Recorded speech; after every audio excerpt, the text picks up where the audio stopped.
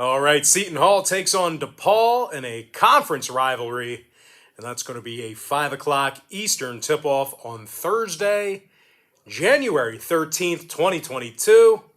Seton Hall is the 5.5-point favorite on the road with the total at 148 juice to the over. And if you want to see which one of these games on this video that I'm actually betting on personally, you may want to think about signing up for a membership on my website at brockpage.com, where we have packages beginning at just $1.99. And if you're getting ready to bet on the NFL wildcard weekend here in a couple of days, and you want to see who I'm betting on as well, you may want to think about signing up for my NFL tier package picks on that brockpage.com website as well, where I'm currently hitting at 60% in my last 15 NFL tier package picks on that site. And the link for those NFL premium picks is located in the description section below. But when it comes to this Big East Conference showdown here in college basketball, it's actually Seton Hall who won 8 out of their last 10 ball games. And they also rank in the top 25 in the entire country in fewest points allowed per contest on the road. Now, the Pirates are limiting their competition to just 62 points a game when traveling, and they're also holding them to just 27% shooting from three land in that same category. Certainly some very good defensive statistics for this club. Now, offensively, it's Jared Rhoden who's leading the team in scoring with over 16 points a game, along with 7 rebounds. Meanwhile, Bryce Aiken is averaging over a dozen points a night himself, along with 2 rebounds and a couple assists. The Seton Hall team is scoring over 78 points a game on average for the entire season. They're taking on a struggling DePaul team who lost their last 5 straight, and they also posted a record of just 1-5 against the spread in their last 6. Now, the Blue Demons are allowing 71 points a game this season, and if you're into historical trends, DePaul has fallen to Seton Hall in 8 out of their last 10 head-to-head meetings. Now, total-wise, DePaul saw 5 out of their last 9 fall under the line, and those were unders against the likes of Providence, Butler, and Louisville during that stretch. Meanwhile, Seton Hall, on the other side of things, they saw unders recently with Providence and Butler themselves, some common opponents there. Lots of unders to go around. I'm going to lean towards Seton Hall minus 5.5. In the under 148. Next ball game, it is going to be Stanford versus WAZZU, and that's going to be at 5 o'clock Eastern start time. Now, Washington State is minus 7.5 with the total at 138. The Washington State Cougars have lost 4 out of their last 6 ball games, and they successfully covered the point spread just twice during that stretch. Having said all that, though, the Cougs are scoring 76 points a game offensively.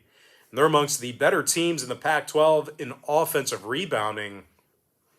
Michael Flowers is scoring over 13 points a game, along with 3 boards and 3 assists. Meanwhile, Noah Williams is averaging a dozen points a game himself, along with 4 rebounds and a couple assists as well. They're taking on a Stanford program who's 0-3 straight up as the official road team this year. And as a matter of fact, Stanford's been getting absolutely torched on the defensive end of the court. They're allowing 85 points a game when traveling. And their opponents are knocking down 55% of their field goals against them in that same category. Needless to say, some significant defensive woes here for this club. Now, total-wise, Stanford went 70% to the over in their last 10 outings. No real surprise there. We did see overs against the likes of USC, Oregon, and Colorado during that stretch. Meanwhile, Washington State saw a contest with Colorado and Weber State get over the line themselves. I'm going to lean toward the Washington State Cougars minus 7.5 and the over 138. Next matchup, it is going to be Coastal Carolina versus Appalachian State, and that's going to be a 6:30 Eastern start time. Appy State's minus 3.5 with the total at 131. The Mountaineers have gotten the W in 2 out of their last 3 ball games. And they've also gone 6-2 straight up at the Holmes Convocation Center this year as well. Adrian Delph is scoring 16 points a game, along with 4 boards and 40% shooting from three-land. Meanwhile, Michael Almonacci is averaging just about double-digit points a game himself, along with 2 boards and 3.5 assists. Now, the Mountaineers have played some really stifling defense at home. They're giving up only 56 points per contest in front of their home fans, and they're actually limiting their competition to just 37% shooting from the field in that same category. These guys have been really, really good defensively this year.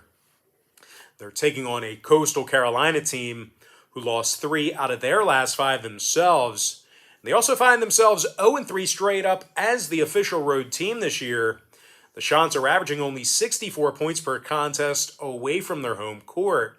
And they're making only 40% of their field goals in that same category. Certainly a Chanticleer program who's having some offensive troubles away from home. Now, total-wise, Coastal saw unders against the likes of Troy, the Louisiana Raging Cajuns, and Wofford this season. Meanwhile, Appalachian State on the other side went 70% to the under in their last 10 themselves. I'm going to lean toward Appalachian State minus 3.5 in the under 131. Next contest, it is going to be Butler versus Georgetown, 7 o'clock Eastern tip-off. Butler's minus 1.5 with the total at 138. But despite a real tough stretch of games here recently, Butler is one of the better defensive clubs in the Big East. They're limiting their competition to just 62 points a game. And they've also done a real nice job of rebounding defensively. Now, when it comes to the scoring in this one, Bryce Golden's averaging double-digit points a game along with 4 boards.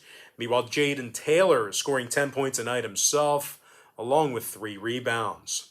Now, they're taking on a Georgetown team who lost their last 2 straight themselves, and they've had a real tough time covering the number here lately.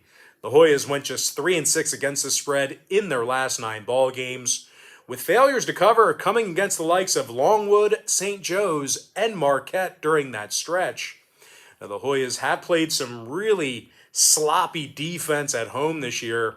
They're giving up over 74 points a game in front of their home fans, and they've also done a lackluster job of rebounding the basketball defensively.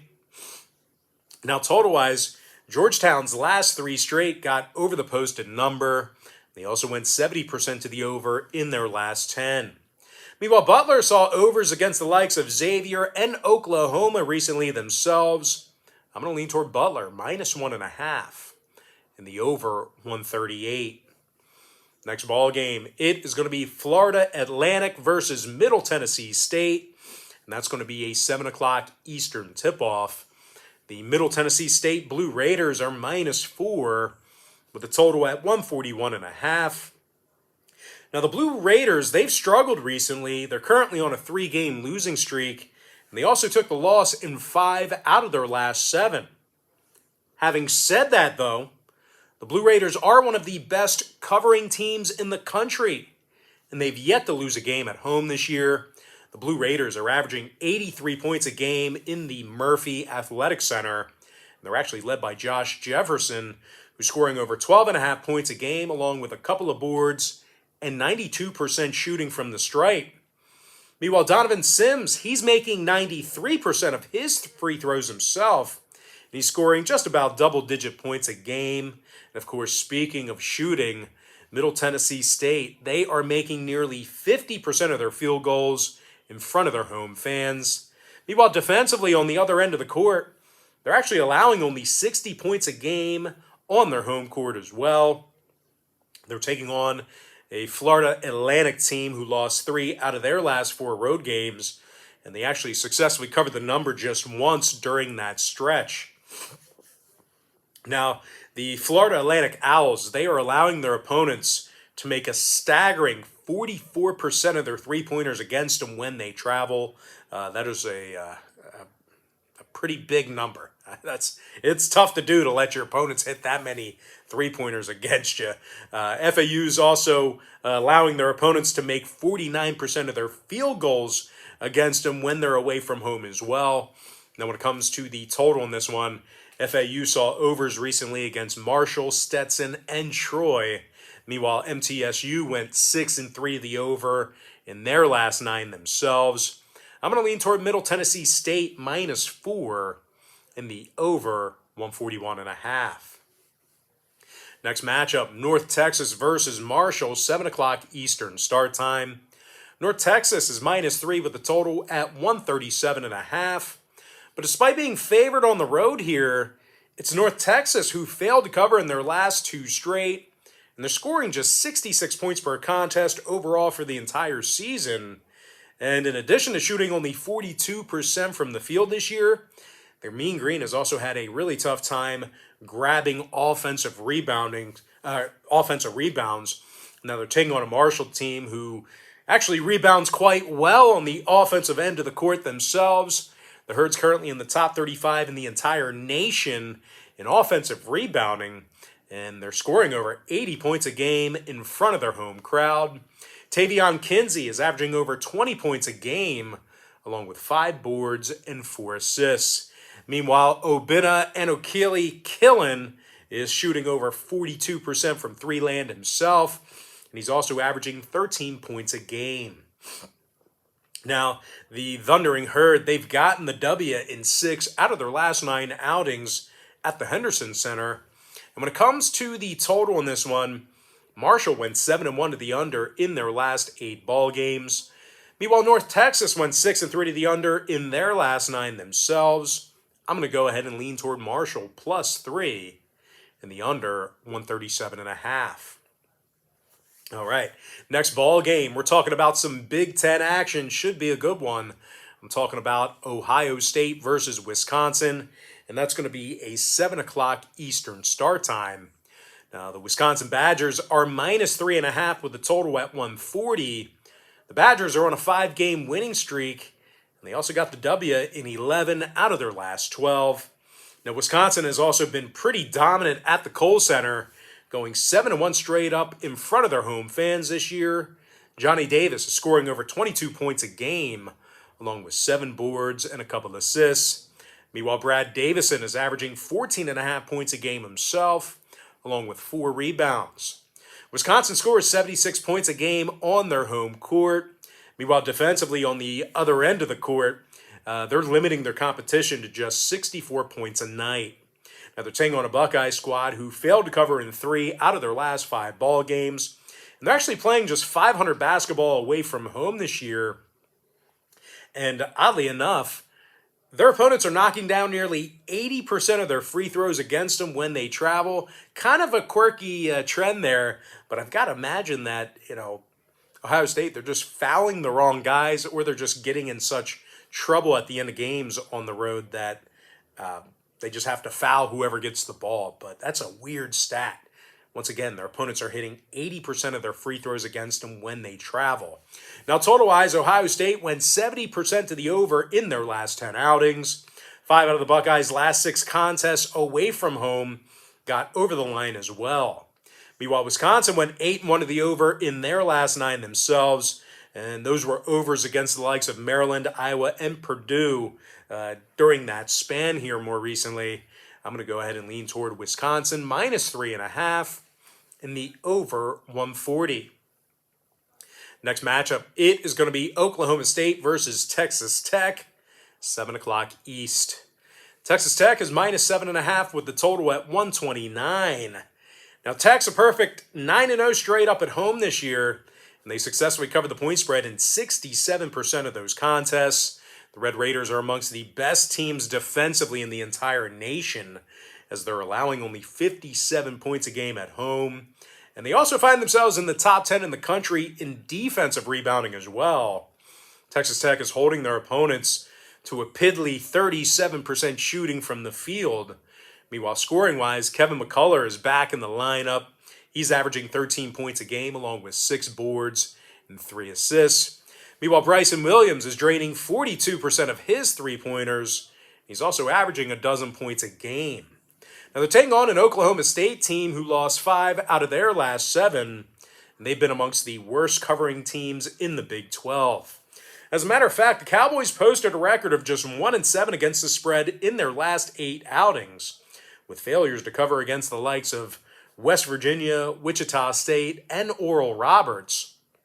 Now, the Cowboys have really struggled offensively on the road this year. They're scoring only 69 points a game away from their home court. And they're making a pathetic 20% of their three-pointers in that very same category. That's unheard of. I think that's the absolute worst in all of Division I. I'm not positive. I know they're in the bottom of the barrel there, but 20% shooting from beyond the arc away from home, that's horrible. Now, injury-wise, Kuma is questionable for the Cowboys. Shannon is doubtful for Texas Tech. When it comes to the total in this one, Tech went 7-1 to the under in their last 8 ball games. Oklahoma State saw their last 4 straight fall under the number themselves. Give me Texas Tech minus 7.5 in the under 129. Next ball game, Detroit versus Purdue Fort Wayne, and that's going to be a 7 o'clock Eastern start time. The Purdue Fort Wayne Mastodons are -1 with the total at 148.5. Now, PFW lost 6 out of their last 10 ball games, and they've had problems covering the point spread against Detroit in recent meetings.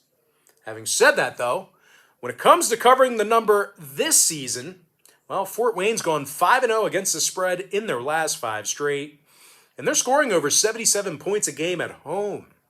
Jared Godfrey is averaging over 17 points a game, along with 4 boards and 4 assists. Meanwhile, Deontay Billups is draining nearly 43% of his three-pointers. He's also averaging just about double-digit points a game. Now, shooting-wise, the Mastodons are amongst the best to do it in the Horizon League. They're currently drilling 49% of their field goals on their home court. They're taking on a Detroit club who lost 7 out of their last 9 away from home themselves. And as a matter of fact, the Titans are averaging only 64 points a game away from home this year. They're connecting on only 39% of their field goals in that very same category. Now, total-wise, 6 out of Detroit's last 9 road games fell under the posted total. Meanwhile, PFW is 4-1 to the under in their last 5 at home. I'm going to lean toward Purdue Fort Wayne -1 in the under 148.5. Next contest, it is going to be Oakland versus Cleveland State, 7 o'clock Eastern tip-off. Cleveland State's -1 with the total at 149.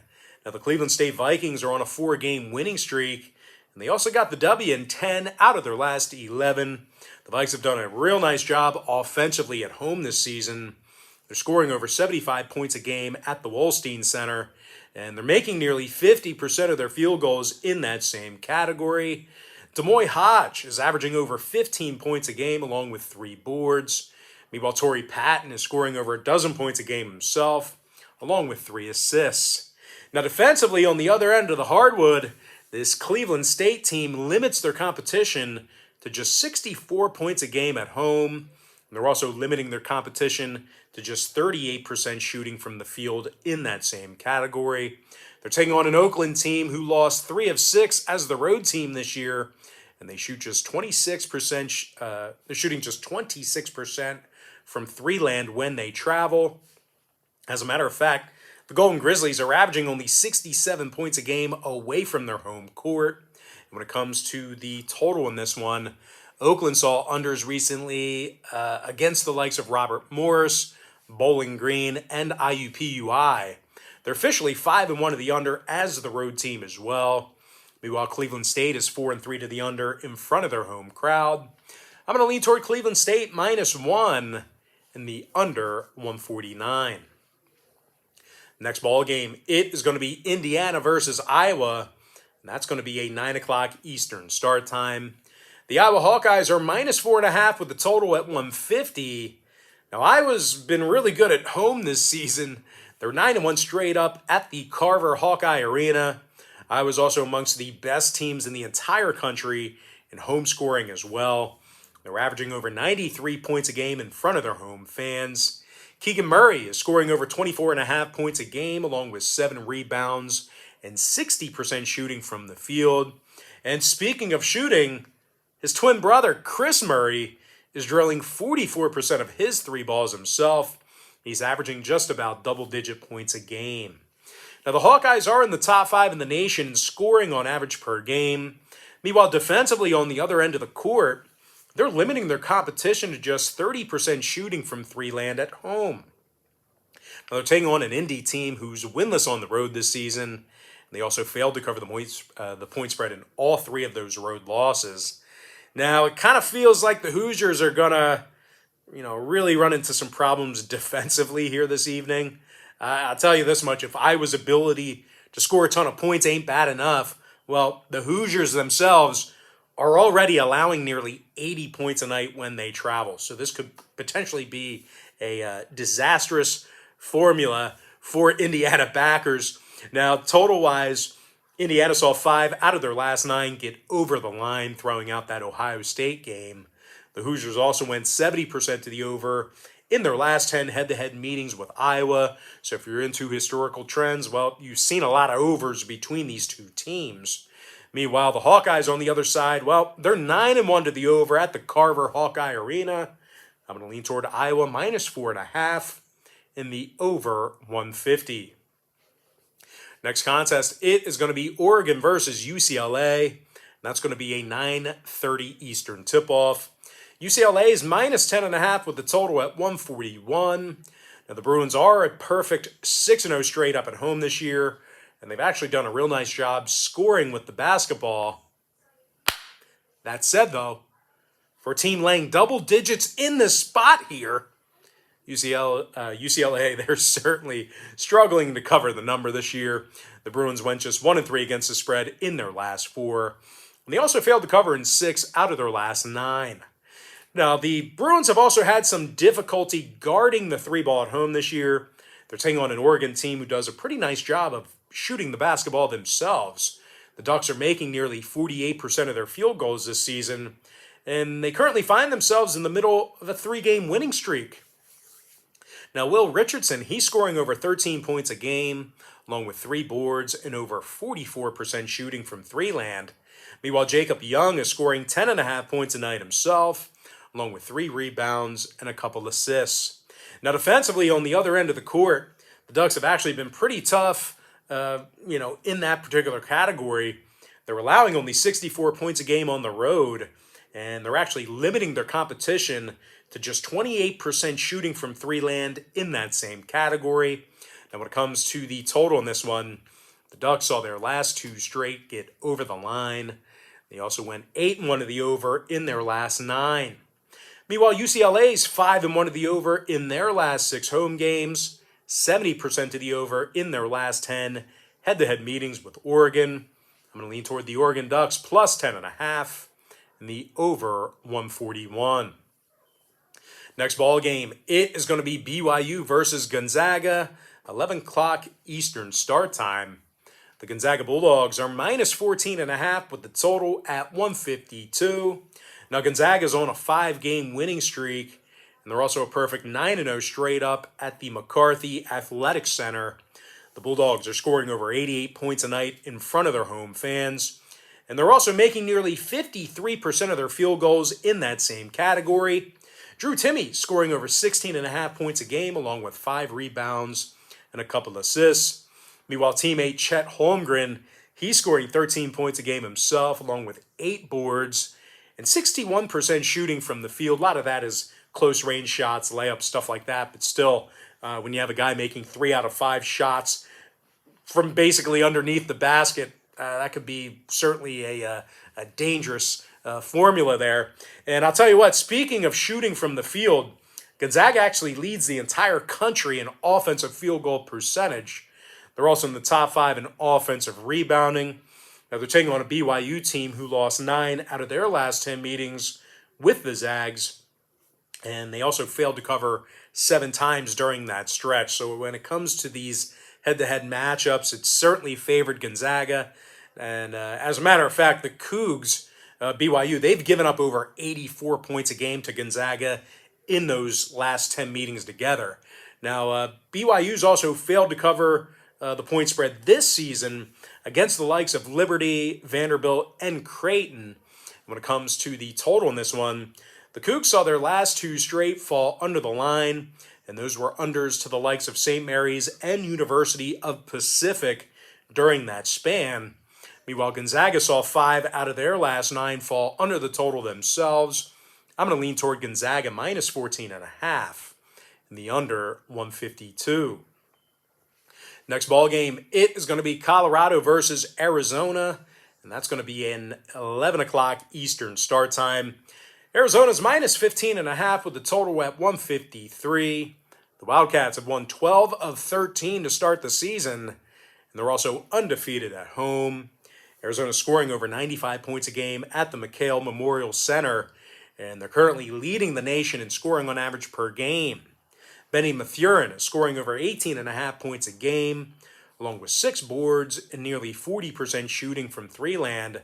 Meanwhile, Azuolas Tubelis is scoring 14 points a game himself, along with 6 boards and 3 assists.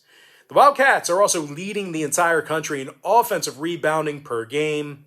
They're taking on a Colorado team who's really struggled covering the number here recently. The Buffs have gone just 3-7 against the spread in their last 10, with failures to cover coming against the likes of Eastern Washington, Brown University, and Duquesne. Now, the Buffs also dropped 7 out of their last 10 against Arizona, so if you're into historical trends, certainly think about that one there. And they also find themselves making just 32% of their three-pointers this season. Now, total-wise, Colorado saw contests recently with Washington, WAZZU, and Stanford get over the line. Meanwhile, Arizona, on the other side of things, they went 70% to the over in their last 10. I'm going to lean toward Arizona minus 15.5 and the over 153. All right, next contest, it is going to be Oregon State versus USC, and that's going to be an 11 o'clock Eastern start time. USC's minus 15 with the total at 141.5. Now, USC's won 13 of 14 to start the season, and they're also undefeated at the Galen Center. Isaiah Mobley's scoring 15 points a game, and he's drilling nearly 47% of his 3 balls. Meanwhile, Chavez Goodwin is scoring over a dozen points a game himself, along with 6 rebounds. USC is amongst the best shooting teams in the Pac-12.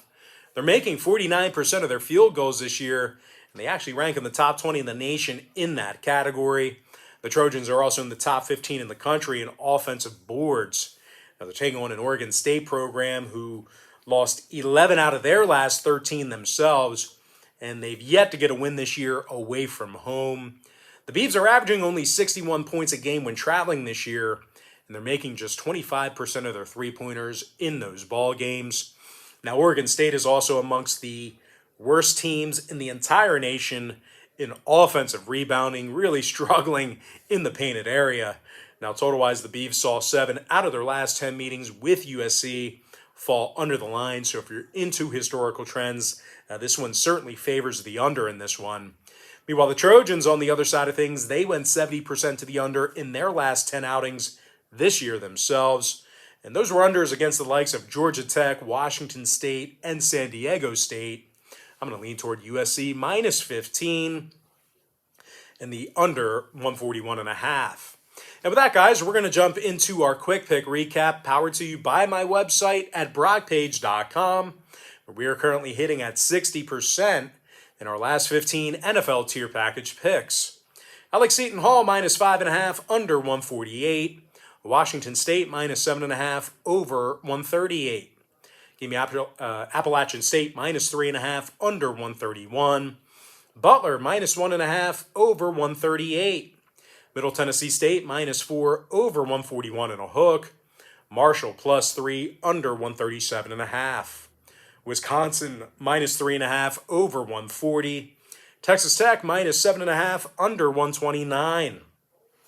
PFW minus 1 under 148.5.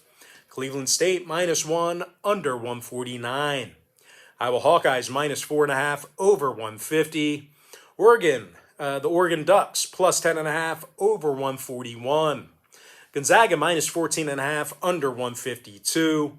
Arizona minus 15.5 over 153. I also like USC minus 15 under 141.5. And as far as all the other games go across the country, I'm going to include my picks for those games in the comment section below. because I got to roll here. So anyway, guys, that's going to do it for me. Don't forget to check me out on brockpage.com.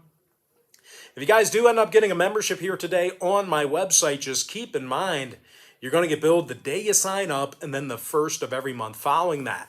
So if you do end up getting a membership here today on my website, you're going to get access to those picks all the way through the end of January. I always tell folks in every single video, the earlier in the month you sign up, the better. And guys, if you're just kind of on the fence about getting a package, we have packages starting out at just $1.99. That's our daily best play. And you're going to get at least one pick every single day all the way through the end of January for just $1.99 today. I mean, it works out to be like pennies a day if you end up signing up for that package. But anyway, guys, most importantly, I got to thank you for joining me right here on YouTube. I really hope you enjoyed all this great free content, all this great free information. And with that said, guys, happy Thursday to you. Best of luck to you. And I look forward to seeing you later on today on my website at brockpage.com.